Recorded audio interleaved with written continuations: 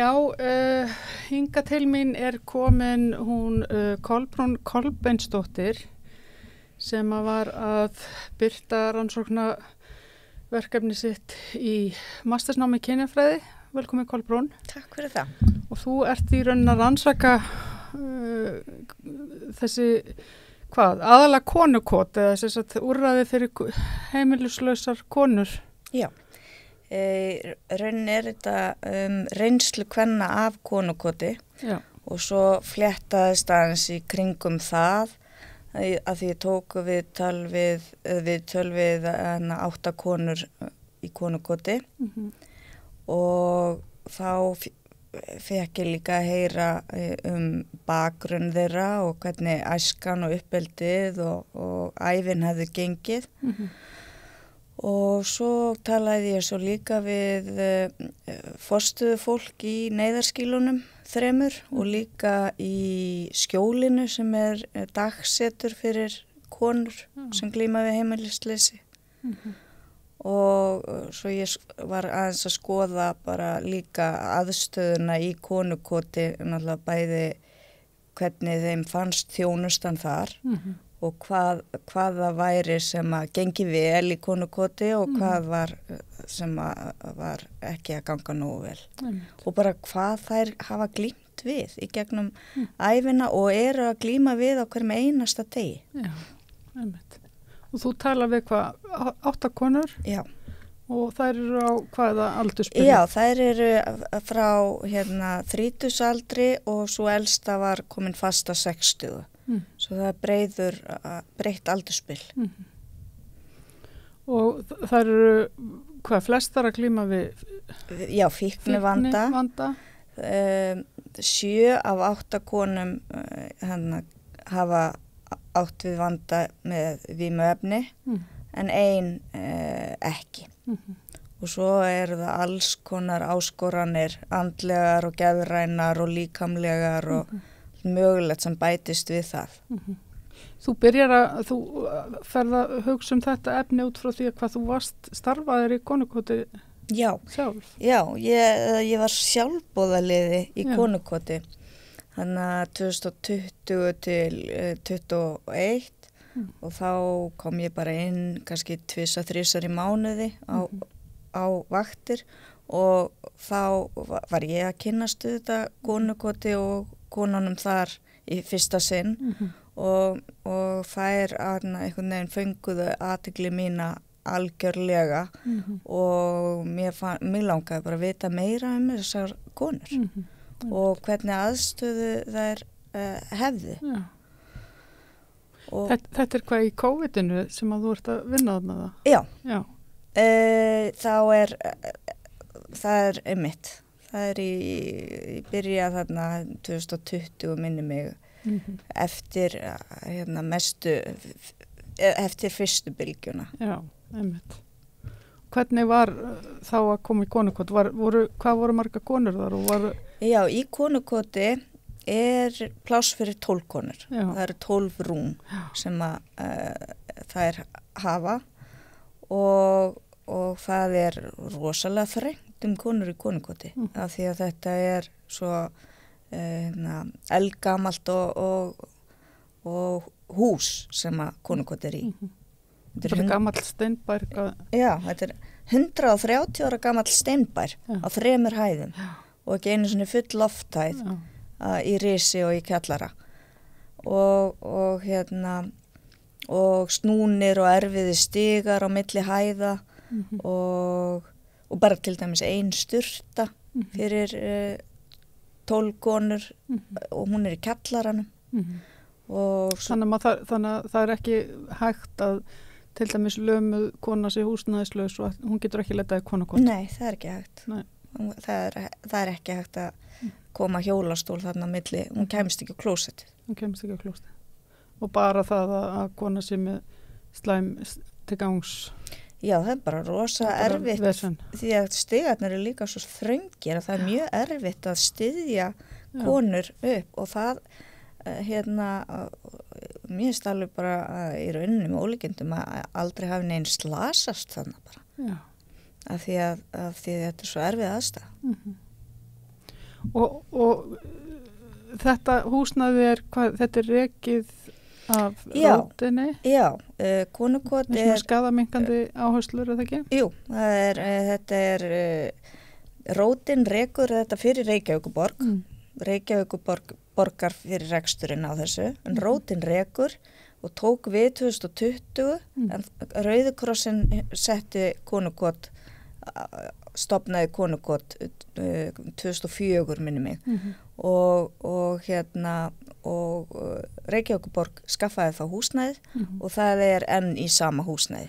Hvernig 2004 er þetta stofnað en álíka úrræði fyrir kalla? Já, það er gistiskýli sem er á Lindagötu. Það var upphaflega stofnað 1969. Já. Og maður svona spyr sig hvort það hafa aldrei verið konur á götunni. Já, auðvitað voru konur sem glímdu við heimilisleysi þá, en þær redduðu sér örugglega bara með öðrum aðferðum. Já, einmitt. Og það er líka talað svona falið heimilisleysi kvenna, af því þær láta sig hafa það kannski að búa bara við ofbeldi. Einmitt. Og kúgun, algjöra. Akkurat. Og svo kannski meðal fíknefnaneyðanda þá eru þær kannski jafnvel í bara mjög skaðlegum aðstæðum hvað þetta var þar sko. Já, og það sem var sláandi fannst mér að heyra hvernig ævin hefur verið af því að það er svo mikil vanræksla sem þær hafa lent í og ofbeldi og ofbeldisagan hefst yfirleitt bara þegar þær eru mjög ungar og ef hún hefst ekki þá byrjar hún í nánum samböndum og þær eru yfirleitt mjög ungar þegar það fara í náin sambönd. Þannig að það er bara stöðugt ofbeldi. Voru allar þessar konur sem þú talaði við, hefðu þær allar alist upp við óviðunandi aðstæður? Já, í rauninni það var eitthvað sem tröfum mikið og reyndar ein sem ég man núna sem bara ólst upp við eðlilegar aðstæður en eitthvað 15-16 ára gömul fór hún samt í hjónaband sem var mjög ofbeldisfullt og foreldrar hennar gátu ekki stutt hana út úr því. Til að komast út úr því. Nei. Einmitt. Þannig að þetta er í rauninni kannski svona einhver þróun sem að byrjar bara í bernsku. Já, það er engin kona sem velur að verða heimilslaus. Og það er bara þessi áfalla og ofbeldisaga sem það eiga allar sameiginlega. Þannig að þarna erum við ekki að horfa á það á húsnæðisekluna í Reykjavík og allt þetta þannig per se sko. Þarna erum við að horfa á bara þessi félagslegu vandamál sem að ná að rúlla eins og snjóbolti í gegnum ævi kvenna. Já, og samfélagið og stofnanir samfélagsins bregðast ekki við eins og skólakerfið eða heilbrigðiskerfið og svo bara þær hafa einhvern veginn mætt í aðarsetningu jafnvel frá því þær eru börn. Já. Er enginn að pæla í þeim og það segir ein kona frá því að hún sé svöng og skítu í skólanum og hafi fulla ábyrgð á því að passa yngri bróður sinn og klárar ekki nein verkefni eða nokkuð skapaðan hlut í skólanum en enginn bregst við. Svo að það er svona eflaust og svo líka rosalega sláandi að þær kenna sér líka þær finnst að bera ábyrgð á neyslu sinni og heimilisleysi og hræðilegum ofbeldissamböndum en átta sig ekki á hversu rosaleg hversu bara skaðlegar aðstæðurnar hafa verið lengi og það er glíma við þessa ofbeldisókn á hverjum degi því þær eru aldrei öruggar af því í hérna konukoti þetta er svo lélegt húsnæði að þær geta hvergi í konukoti sest niður til dæmis til þess að lesa bók eða bara hugsa í friði því þú ert alltaf með ágang af öðrum konum.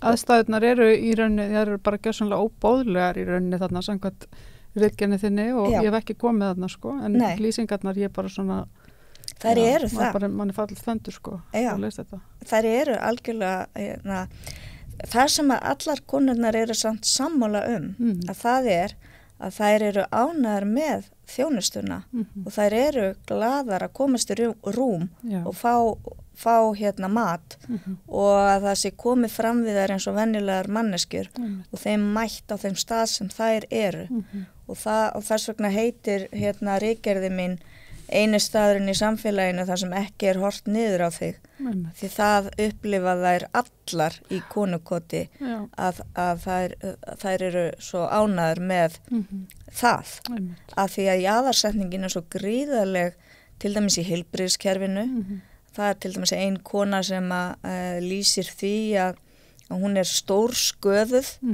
og hérna þær fer í konukot og þær að ringja á sjúkrabíl og bara láta fara með hana á hérna bráðamóttökuna en hún harðneitar því að því hún getur ekki fordómana sem að mæta henni að því að hún er hérna á við vímuefnavanda að stríða og þá vill hún frekar vera stórsköðuð bara í konukoti heldur en að fara á spítala. Já. Og það er eins með hérna lögregluna og bara almennt í samfélaginu mæta þær svo miklum fordómum að þess vegna er þeim svo létt að komast í konukot. En svo er aftur á móti bara hérna húsnæðið mér finnst húsnæðið skandall að það sé bara hérna hægt að nota svona húsnæði fyrir neyðarskýli og ég held að sé bara alls ekki í samræmi fyrir viðkomasta hópin og það er ekki í samræmi við önnur neyðarskýli? Nei, ekki við önnur neyðarskýli og ekki við hérna reglugerðir rekstur slíkra staða, svona gististaða því að hérna til dæmis við minnir annarkvort 2014 að 15 þá var gistiskýlið á hérna Lindagötu það var áður Þingholtsstræti í Farsóttarhúsinu það er reyndar 140 ára gamalt hús en það var hús sem var byggt sem sjúkrahús og það voru hérna það var flutt þaðan á Lindagötuna af því að það stóðst ekki kröfur rekstur hérna gistiskýla og ekki öryggi eða hérna aðgengi og hérna nú á Lindagötunni er bara fannilega miklu nýrra húsnæði og fleiri herbergi og það eru líka einstaklingsherbergi það er langt fleiri klósett og sturtur á hérna íbúa heldur en hvað það er ein sturta í konukoti? Það er ein sturta og 2 klósett og kannski 15 konur í húsinu já, af því að það er oft er náttúrulega teknar inn með þess að fleiri konur heldur en plássir fyrir því að það er aldrei konu vísað frá bara út á Guð og kattinn og svo var bara í svona laserbói stólum eða og það er líka, það er annar sem er ólíkt með því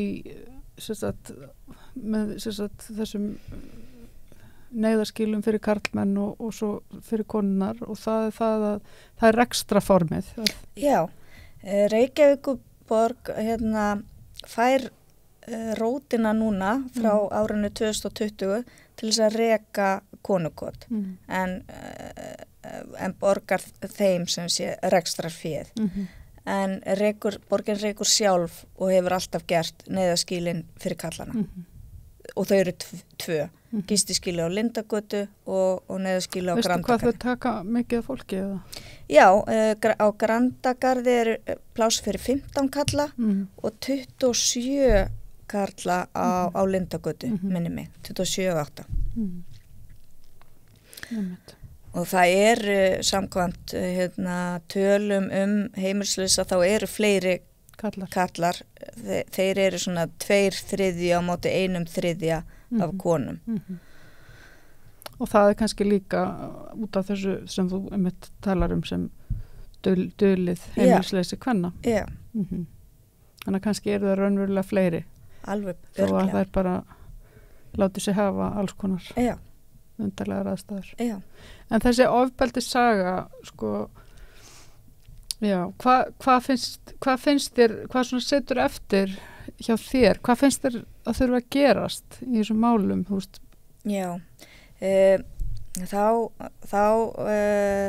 rifjast upp fyrir mér bara það sem ein konan fær þó að upplifa, að þá fer hún, það í COVID þegar eru samkomutakmarkanir og það 2 metra regla og þá bara kemur í ljós að það alls ekki hægt að hafa 12 konur í konukoti og þá helming kvennana eða svo komið fyrir á hóteli sem var Skipholti og borgin gat leigt hótela því að hótelin voru náttúrulega ekki í notkun og þá var fengu þær konur sem lentu þeim megin einstaklingsherbergi og það var klósett líka inn á herberginu og þær fengu að vera þar allan sólarhringinn. Það var ekki, þeim var ekki kastað út klukkan 10 á morgnana og máttu ekki koma heim fyrir 5 á daginn eins og reglan í öllum neyðarskýlunum.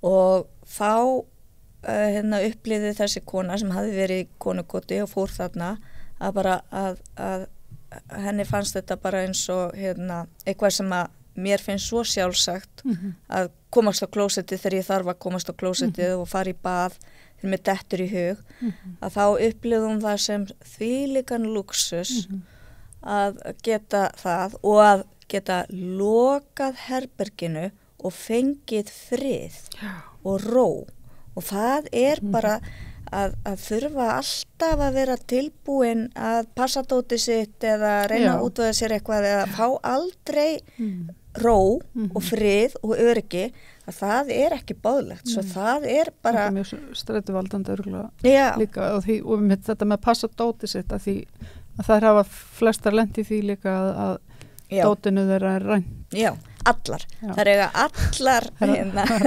8 höfðu lent í því að einhverju var rænt sem þær áttu. Misstóru og það við erum nú ekki að tala um að það eigi mikið. Því að það sem að þær eiga verður að komast fyrir í 1 eða 2 haldabókum.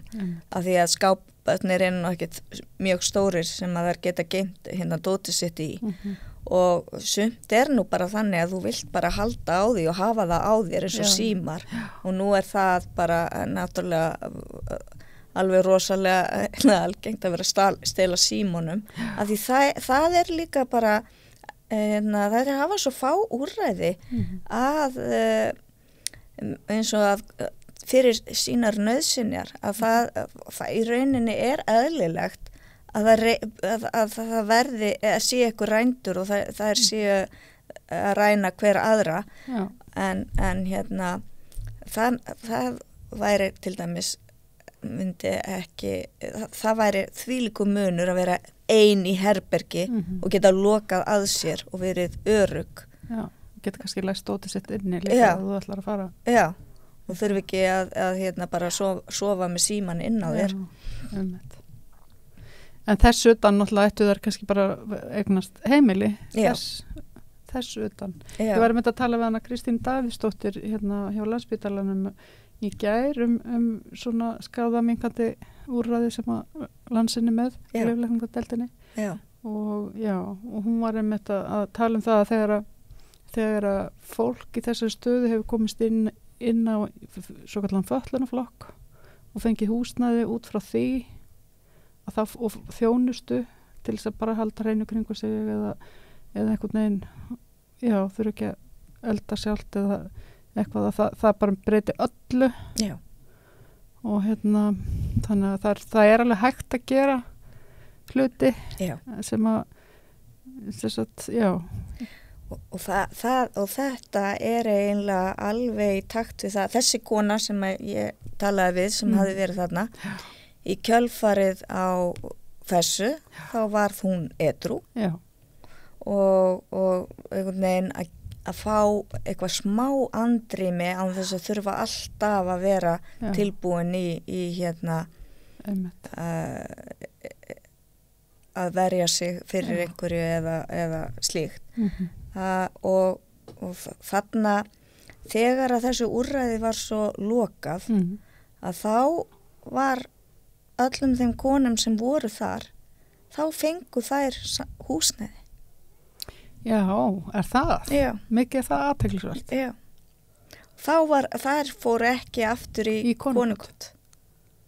Og þá var komin langur tími og þær búin að upplifa meira öryggi og geta verið þarna var opið allan sólarhringinn. Þetta er rosalega athyglisvert. Já. Að því konukot það er ekki opið allan sólarhringinn í dag. Nei. Þær þurfa að fara í rauninni. Já. 10 á morgnana og það gildir öll gistiskýlin eða neyðaskýlin. Það er loka klukkan 10 á morgnana og opnað 5 á daginn. Og þarna í millitíðinni þurfa þær að fara eitthvað. Já. En í COVID, þær sem voru á brimi, þær gátu verið þar allan sólarhringinn. Já, einmitt. Og það breytir bara rosa miklu og þar var líka svona sameiginlega aðstaða þar sem þær borðuðu saman og hérna og bara allt þetta. Það var bara venjuleg aðstaða í rauninni. Og það er einhver næsti kynjafræðin með að gera rannsókn á þessu. Já, einmitt. Hvað varðum þessar konur? Hvert fóru það? Ég veit það var bara eina og það bara gengur allt eins og í sögu hjá henni. Þetta er rosalega sérstætt. Já. Þannig að við vitum alveg hvað er hægt að gera til þess að laga og bæta stöðu þessar kvenna. Já. En hefur einhverju skýringu á því af hverju þetta er svona þessi kynjamunur á þessum neðaskilum? Það er auðvitað af því að hérna konur eiga auðvitað ekkert að vera heimilislausar og það er svo mikil skömm fólkin í því að vera kona. Þær eiga allar nema barn eða börn og sumar þeirra orðnar ömmur og þær eru búin að missa náttúrulega tengingu við börnin og hérna ýmist búið að taka þau af þeim eða þær missa frá sér börnin eða þau loka á þær en hérna það er einhvern veginn virðist vera að meiri skömm fyrir konur að vera að glíma við heimilisleysi heldur en kalla og það er erfiðara eflaust að fá þær í til dæmis viðtöl og eitthvað slíkt heldur en kallana og þetta er við búum bara í hérna kynjakerfi þar sem að ómeðvitað við erum ekki að hugsa eins vel öll kyn. Nei. Og það er örugglega ekki ætlun neins en það gerist samt. Já. Og það er bara þetta er bara eins og launamunur kynjana eða bara allt mögulegt að það er þetta er bara kynjakerfið er bara valdakerfi þar sem að kallar hafa meiri völd og þeir huga bara betur að köllum og konur eru bara enn jaðarsettari enn kallar. Já, heyrðu, þú ert búin að fá viðbrögð við ritgerðinni? Já, og hún hefur bara vakið nokkra athygli og við ætlum einmitt að fara að ræða þetta eftir þriðjudaginn í næstu viku, þriðjudagskvöldið, þá er umræðukvöld hjá Rótinni ritgerðina. Já. Og já, það fólk er það er að opna þessu augun fyrir þessu. Já. Og það var nú eiginlega helsta markmið með ritgerðinni og rannsókninni að koma ekki athygli á stöðunni með konukot. Já. Og jaðarsetningu kvennanna. Einmitt. Ég vona að þetta verði einmitt til þess að þessi mál verði bara hreinlega löguð vegna þess að þetta er náttúrulega bara, já, eins og ég segi, þetta er mjög sjokkrandi þegar maður er að fara að átta sig á þessum aðstæðum og þessum mun. Þannig að ég þakka að kella fyrir komuna og segja okkur aðeins frá þessu hérna við Rauða borðið. Já, takk fyrir að fá mig. Og